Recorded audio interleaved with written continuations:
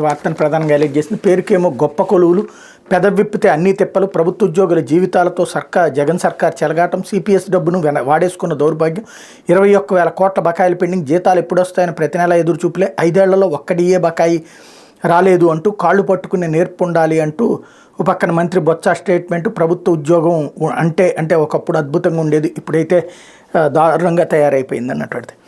ఒకసారి జస్ట్ అంటే ఆంధ్రప్రదేశ్ రాజకీయంలో ఉన్నటువంటి ఒక స్పెషాలిటీ ఏంటంటే మీడియా ప్రజల్ని తను నిర్దేశిస్తోంది, ఒక వాస్తవాన్ని ఎలా వక్రీకరించవచ్చు అన్నటువంటి. ఇదే ఉద్యోగులకు సంబంధించి ఇంతకుముందు హైదరాబాద్ నుంచి ఆంధ్రాకి రావడానికి ఒప్పుకోలేదు వాళ్ళు.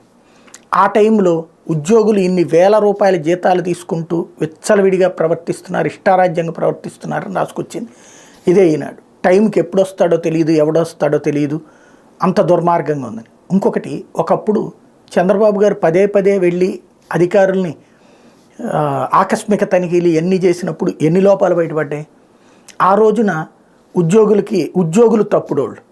ఇప్పుడు వచ్చేటప్పటికి జగన్మోహన్ రెడ్డి మీద కోపం కాబట్టి ఉద్యోగులు మంచిగా చేసేస్తున్నారు, వాళ్ళకి అన్యాయం జరుగుతోంది అన్నటువంటి. వాళ్ళ జీవితాలన్నీ నాశనం అయిపోయినాయి అన్నది. ఏ ప్రభుత్వ ఉద్యోగి అయినా సరే వాళ్ళకి ఒక నెల డబ్బులు మెయింటైన్ చేయలేని స్థాయిలో ఉంటారా? నాకు ఒక అనుమానం.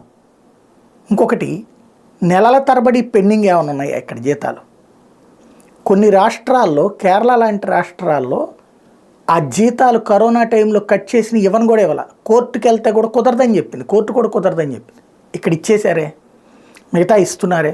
అయితే గతంలో ఉన్నటువంటి ప్రశాంతత లేదు, అందులో నేను ఒప్పుకుంటా, తప్పే అది ఖచ్చితంగా. గతంలో ఉన్నటువంటి ప్రశాంతత లేదు, 1వ తారీఖుకి వస్తుంది అనుకున్నటువంటి ధైర్యం లేదు, ఈ మాట మాత్రం ఖచ్చితంగా ఖాయం.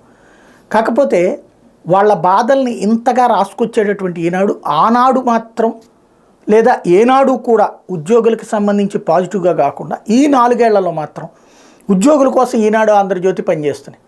అప్పట్లో